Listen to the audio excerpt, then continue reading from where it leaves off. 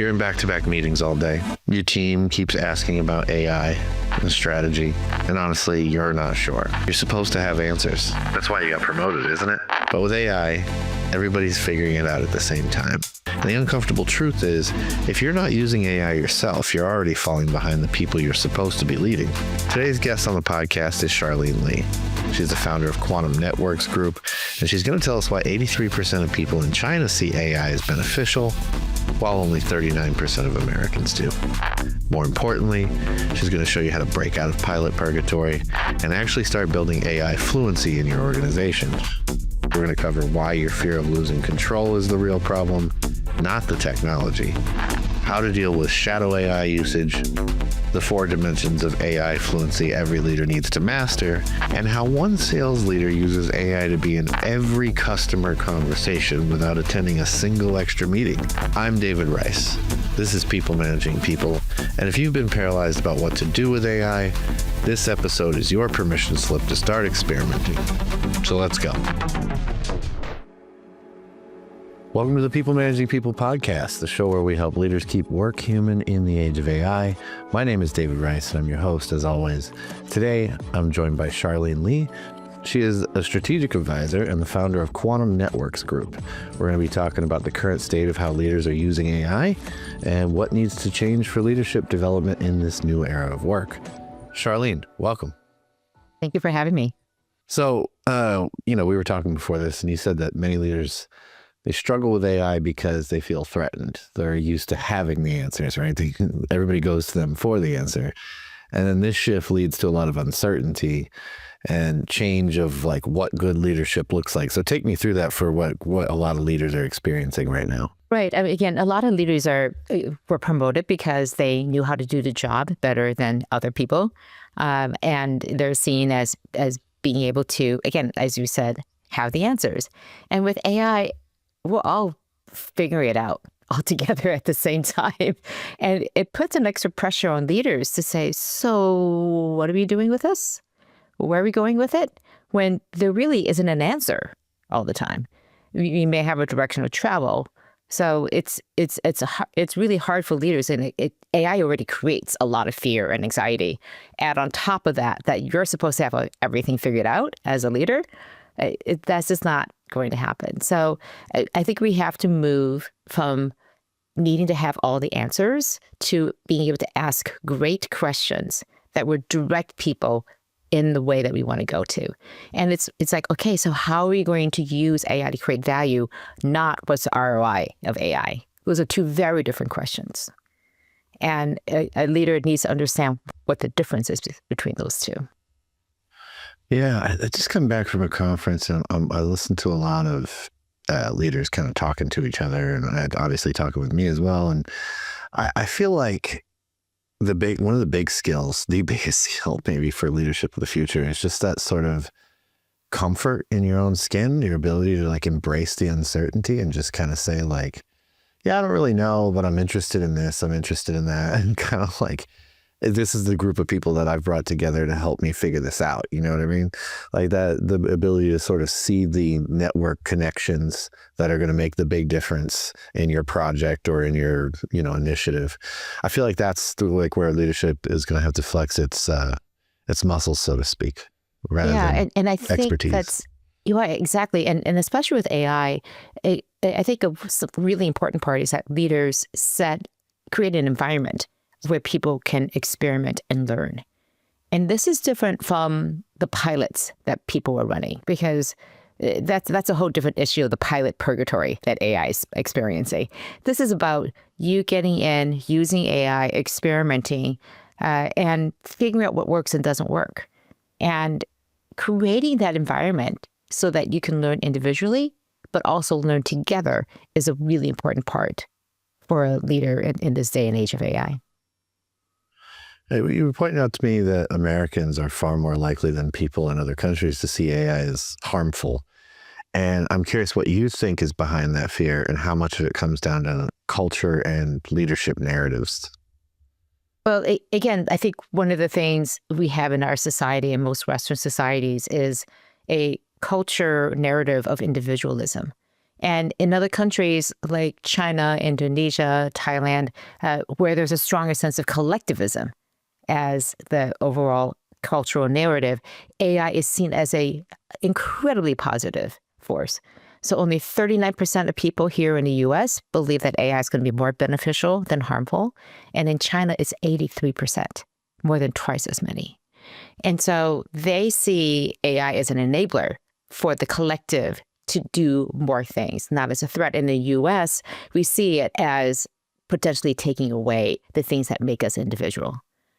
And I think the leadership narrative that needs to shift is we keep talking about AI eliminating jobs versus AI will amplify what we do as humans and will help us do more meaningful work. Both are true, but which are you going to emphasize and talk about and steer people towards and work towards as a leader and as an organization? Yeah, I'm going even further. Like, what are your actions going to support, right? Because Right. I think a lot of people in this country, they're reacting to what they see. And they're seeing headlines about all kinds of crazy stuff, all these layoffs. And so the actions aren't lining up with the idea that it's going to help us be better. And we do, like you said, it's a very individualistic society. And so there's always the feeling of like, this could be the thing that leaves me out to dry. Or, we struggle with isolation anyways. And so it's interesting to see what's playing out like on a psychology front, there's so many different facets to what AI is doing right now. But you can see the fear from a lot of people who don't maybe have a good connection to their community. Well, it's also, we have this myth of control. We believe that, when you're a leader or you're doing well, you're in control. And what AI, and frankly, if you ever believe that leadership is really about control, then you don't really understand leadership. You're never in control. And the only thing that keeps you in a leadership position is the credibility you have as a leader. It's not your title. It's that relationship that you form with the people who follow you. And so for us to feel like we're losing control because of AI, the threat of it, the fear and anxiety that it creates, when you flip onto the other side and see AI as not a loss of control, but a huge enabler, the way you talk about AI, the way you use it, completely changes. And so I can tell usually when leaders talk to me about the fear and anxiety side of AI, my very first question is, what do you use it for? And it turns out they're not actively using it. They haven't been given the training. They haven't been exposed to the powerful tools that can really make a difference. They have experienced a really bad hallucination. So they just go, I want nothing to do with this. It is not good. It is error prone. It gives me bad answers. I can't trust it. So understanding what AI can do, developing a fluency around it, I think is a top priority for organizations. Yeah, definitely at the leadership level too, right? Like I've noticed this in talking to a few different CHROs where they're just almost in this state of paralysis around what to do with it. And I'm like, well, you maybe just start experimenting, But even that, some of them, especially if you're in a larger org, if you're in a larger org where there's a lot of pieces to move to do anything, I think it makes it immensely harder to feel like you have the ability or the freedom or the time, quite frankly, to test things out and just be experimental and be innovative. So. Yeah, and you have the flip side of that, where some organizations have really cut off the use of AI. They may have Microsoft Copilot, but that's a slimmed down version of AI. But the irony was I was talking to this one technology company, and they're talking about AI agents. They built it into their products, but inside their own company, they don't allow the people to use it. And I go, but you're all using AI. She goes, yeah, we have second laptops, we have second phones, and we're doing all this shadow AI. And like, does IT know about this? Because they shut you down in order to not let you do those things. And so there's a big disconnect between how we sometimes talk about AI and actually how we use it. And the more we can be upfront and transparent to say, this is not a fad. AI is not going to go away. So let's deal with it and deal with it realistically. And instead of putting our head in the sand and hoping that it'll just go away or that I can outlast it until I don't have to deal with it anymore, is not a smart way to do it. And so people, your employees are watching to see how you're talking about, how you're using AI. And if they don't see you taking a proactive stance about this, they go, well, we have no strategy. We have no play in this game. And it's coming. It's coming. And I don't want to be at a company that doesn't know what it's going to do. This is my career. This is my livelihood. I need to be at a company that is embracing AI and running towards it. So I think it's a real retention issue. I think that if you don't have a roadmap of how you're going to use AI, then in that absence, people are going to make things up and assume that there's nothing going on. Well, so you said it there. There's all this shadowy AI usage, right? And then that creates capabilities. They're learning. They're becoming more capable in how they're using it, but you have no say in what they're becoming capable of, right? You have no say in how they're developing. And so I think like part of the problem is that currently a lot of leaders are thinking of AI purely in terms of productivity measurements, right? And I'm curious how what you would say is how do we shift the conversation away from that into more imagining and thinking about what's possible as people develop those capabilities, whether you're steering it or not? I think if leaders need to stop asking what's the ROI first and start asking what's the value, but especially the new value that AI can create. So instead of just automating your processes, like one of the worst things you could do is automating an existing bad process. What if you could imagine a new process that AI enables? How would that not only make things more efficient, but also allow you to do new things? I spoke with, one of the companies we spoke with for the book was a call center. And they, of course, use AI to get their agents, the call center agents, to be more productive. And in particular, to have higher quality, fewer errors. And they used all those gains to tackle a big, long list of customer experience initiatives that they wanted to tackle, but didn't have the time and resources to do it. Now they had it. And then they realized that with additional capabilities, they could take on new products and services. They were reinventing themselves because of this AI capability. And they knew that their clients weren't going to develop this, so they did it on their behalf. So it was a 3-tiered strategy right from the very beginning to create value, not just as efficiency, but also creating a better customer engagement and also reinventing the business. Yeah, it's interesting, like, because based on what you do, value looks differently. It looks different, right? And I am starting to notice more people thinking, okay, I saw this graphic, this guy said, go from T-shaped professional to comb-shaped professional, but more thinking about how do I drive a bit of value across each one of these things, and have more of the ability to do that rather than being so specialized in my one thing that's the only thing I can create value in. Because, AI for marketing, it's going to look like one thing versus AI in HR. That's going to look very different, right? So I think it's interesting to see how people are developing themselves as well. Yeah. And the biggest problem I see is that people have this long list of use cases. They have hundreds of use cases, and use cases are not a strategy. You already have a business strategy, and AI is not, you don't have an AI strategy. AI is a technology. It's a tool. It's not a strategy.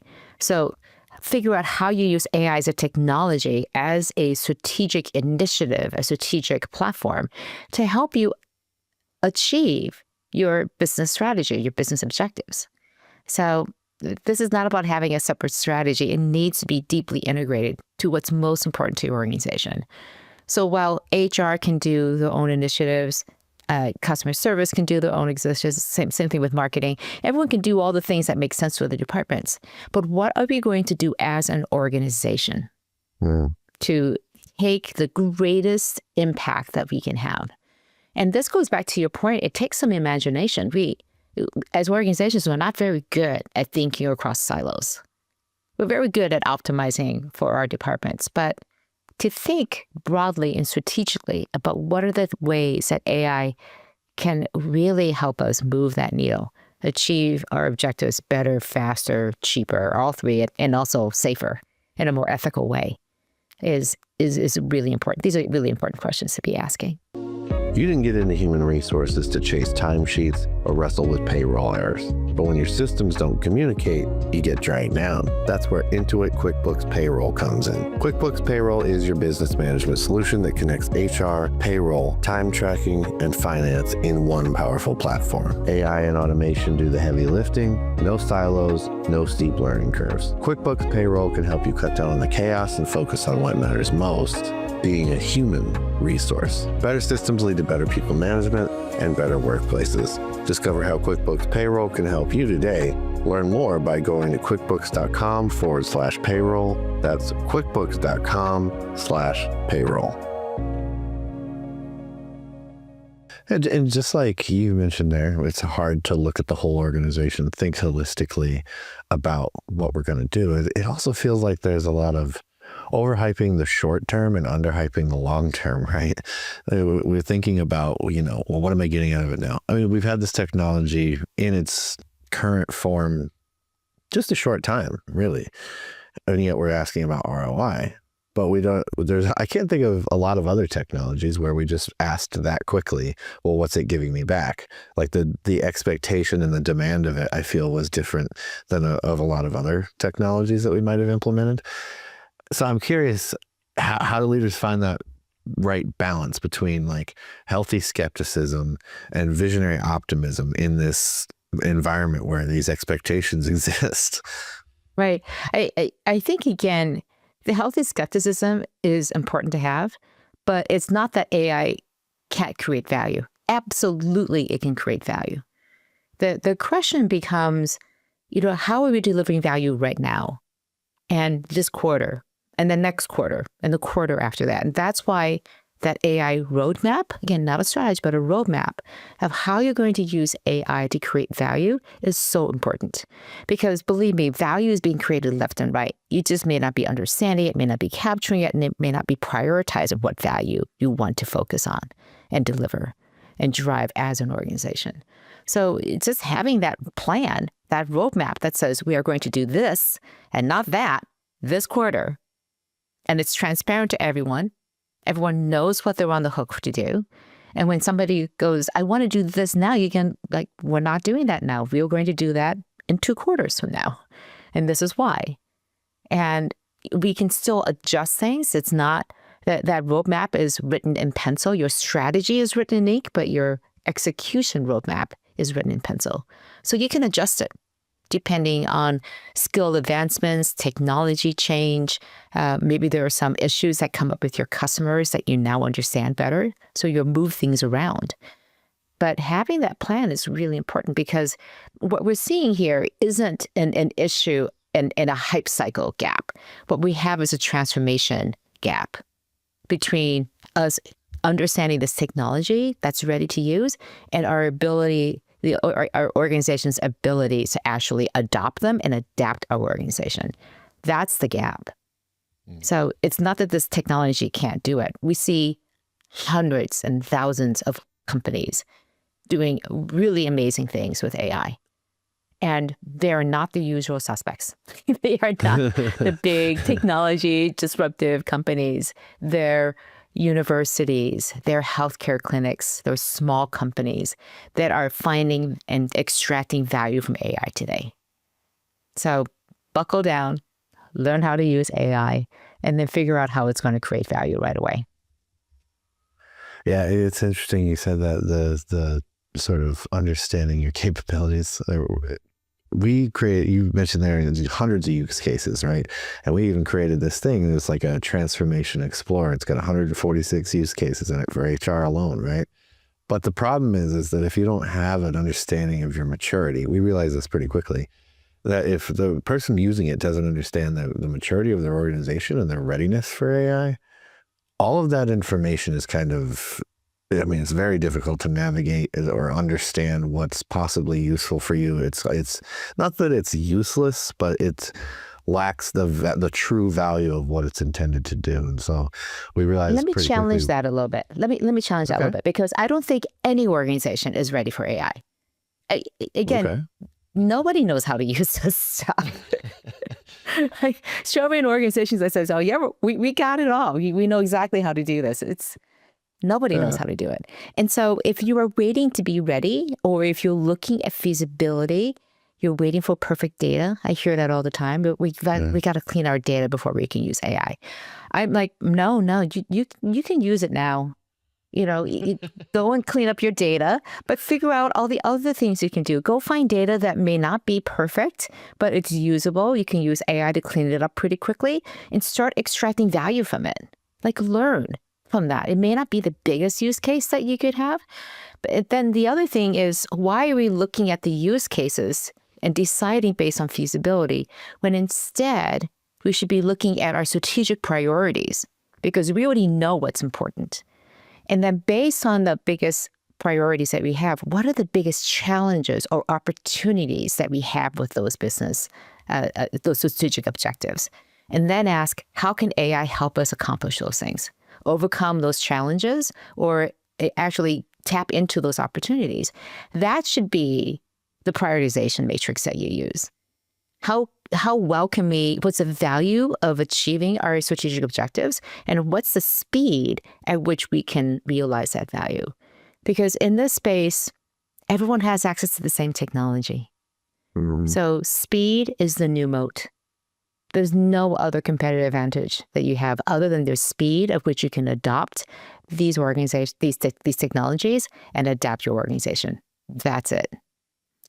So if you're trying to be ready, get ready, improve all the things that you need to do, but there's no substitute to getting into it and having a focus.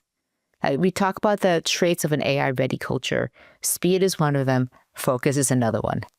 And there are things like continuous learning and being able to experiment and being absolutely customer focused. But speed and focus are the two foundational ideas.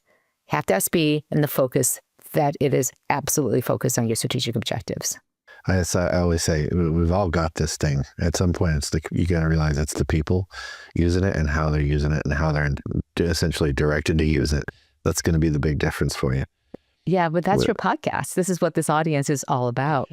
I've been in transformative technology and disruptive technologies for 3 decades now. And the thing I've seen is that it's never about the technology. It is always about the people. So this is a people problem. This is again, I don't want to say people problem, people opportunity to really take AI and the speed at which it is being used. And I guarantee you, people in your organization are using it. They're using it all the time. So you may have to declare what I call AI amnesty, to say, come out of the dark, come in, show us what you're using with AI, use our preferred tools that are locked down, not training the model, secure, everything. But come out of the shadows. No more shadow AI. You have amnesty. We won't care that you used this in the past. We just won't care. But please bring it out into the open and let's figure out how to do this together. Well, it's interesting that you say that, come out of the shadows, because there's a lot of executives who are curious about this, but like you say, they're reluctant to commit. I'm curious, what have you learned about helping risk-averse leaders see AI as a strategic ally instead of a threat? Because I think we agree that it's always about the people, right? It's not really about the technology, but what does that look like as organizations start leading humans and autonomous systems side by side? Like, what do we have to do differently to get the best out of both? Well, first of all, you have to overcome the fear and anxiety, because people will not learn about AI. They won't go near it unless you address that fear and anxiety. I know one organization in their training process, they have a special training that if you're skeptical about AI, go to this training first.